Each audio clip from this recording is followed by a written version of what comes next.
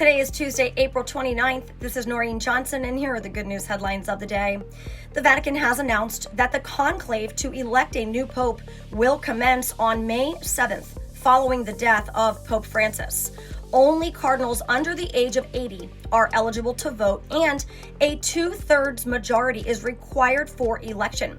The process is conducted in strict secrecy, with penalties for revealing details. The conclave will conclude with the announcement of the new pope, marked by white smoke and the phrase Habemus Papam. The Trump administration, under Health and Human Services Secretary Robert F. Kennedy Jr., plans to close the Centers for Medicare and Medicaid Services Civil Rights Office in June. This move is part of a broader departmental reorganization that has resulted in a 20% downsizing of the agency. The closure aligns with efforts to reduce programs advocating for diversity, equity, and inclusion. After its closure, agency managers will assume responsibility for accommodation requests, and pending complaints will be resolved or redirected to other entities.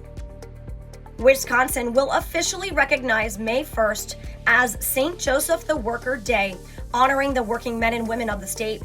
The resolution acknowledges St. Joseph's role as a carpenter who supported the Holy Family. This makes Wisconsin at least the second state to observe the day annually, following Louisiana's example. The holiday aims to celebrate the dignity of labor and the contributions of workers to the community.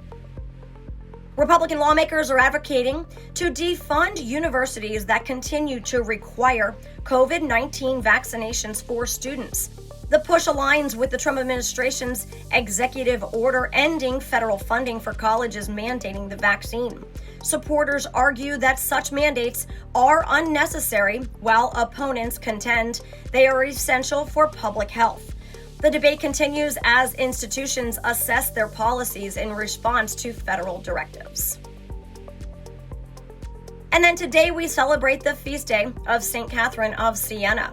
She is recognized as a saint because of her deep spirituality, extraordinary life of service, and significant influence on the Catholic Church, especially during a time of crisis. She had profound mystical visions of Christ, which shaped her deep personal relationship with God, and she was later canonized in 1461 by Pope Pius II. St. Catherine, pray for us. And those are your daily good news headlines. This is Catholics for Catholics. May God bless you, and may God bless the USA.